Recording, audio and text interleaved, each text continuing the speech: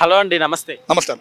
ఇప్పుడు అంటే ఇరాన్ ఇజ్రాయెల్కి జరిగిన యుద్ధం తర్వాత భారతదేశంలో అంటే చమురు వస్తువులు ఏవైతే ఉంటాయో పెట్రోల్ కావచ్చు, డీజిల్, అట్లానే గ్యాస్, సో ఇవి కాస్త దొరకడం కష్టతరం అవడంతో కోవిడ్కి ముందు ఉన్న వర్క్ ఫ్రమ్ హోమ్ ఇప్పుడు మళ్ళీ కంటిన్యూ అవ్వచ్చు అంటున్నారు. ఏం చెప్తారు?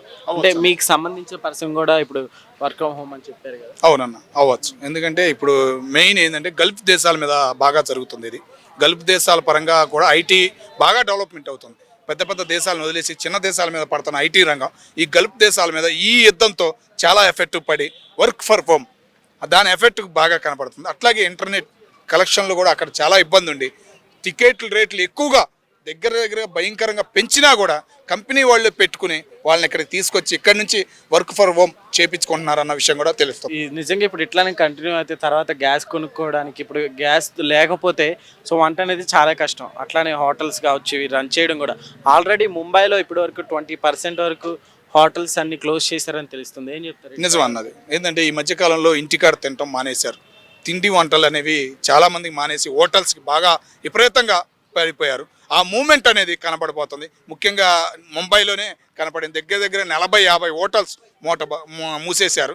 మెయిన్ కారణం ఏంటంటే గ్యాస్ ఉంది అని అన్నా కూడా లేదు, అందట్లేదు అనే విమర్శలు వస్తున్నాయి. మరి దీన్ని మోడీ గారు ఎట్లా ఎదుర్కొంటారు ఏంటి అనేది అర్థం కావట్లా. పక్కన దేశం చైనా మాకు ఇంకా 10 సంవత్సరాలకు ఉంది, మాకు ఇబ్బందే లేదు అని ఎక్కిరిస్తుంది.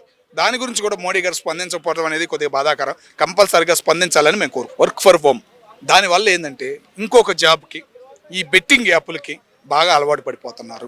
అవి కంట్రోల్ చేయాలి. లేకపోతే ఈ వర్క్ ఫర్ హోమ్ అనేది చాలా దానికి దారులు తీసిద్ది అనే ఉద్దేశం కూడా ఉంది. కంపెనీ వాళ్ళు ఏం చేస్తున్నారు ఏంటనేది సాయంకాలం దాకా వాళ్ళ మీద ఇంట్రెస్ట్ అనేది వర్క్ ఫర్ హోమ్ అయినా కానీ వాళ్ళు ఏం చేస్తున్నారు ఆ నెట్లో ఏం చేస్తున్నారు అనేది కూడా తెలుసుకుంటే పూర్తి బాధ్యత ఉంటే బాగుంటుందని మేము అనుకుంటాం. ఎఫెక్ట్ నిజంగా భారీ నష్టాన్ని చేకూరిందంటే ఏమంటారంటే మన ఇండియాకి ఏ సంబంధం లేకపోయినా ఒక్క బంగారం కాపాడటానికి తప్ప అమెరికా, భారత్ మిగతా అన్నిటి మీద ఎఫెక్ట్ అనేది కంపల్సరిగా కనపడబోతుంది. మోడీ సర్కార్ ఏమైద్ది అనేది కూడా అర్థం కావట్లా.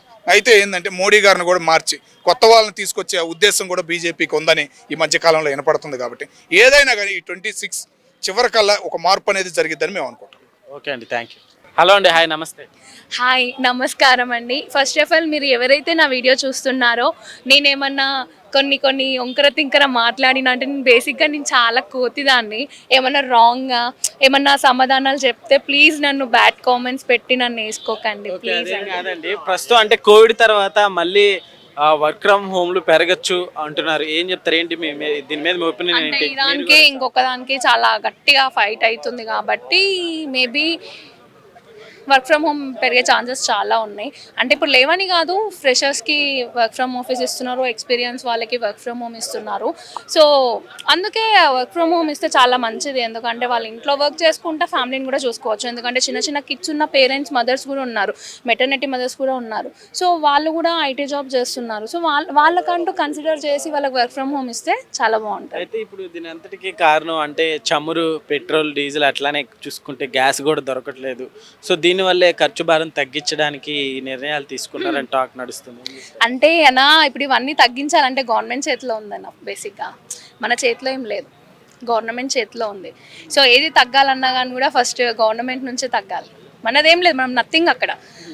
ఇప్పుడు సాఫ్ట్వేర్ వాళ్ళ, ఇతర కంపెనీస్ వాళ్ళ వీళ్ళు తగ్గించాల్సిన అవసరం లేదు. ఏదైతే యుద్ధం జరుగుతుంది కాబట్టి సో అందులో ఎంతో కొంత పబ్లిక్కి ఫేవర్ చేయాలి అండ్ సపోర్ట్ రావాలి. అండ్ ఆయిల్ రేట్ కానీ ప్రతి ఒక్కటి అనే దాంట్లో మీరు ఫ్రీ బస్ పెట్టారు కదా, అది తీసేసి కొంచెం రేట్లు తక్కువ చేస్తే బాగుంటుంది.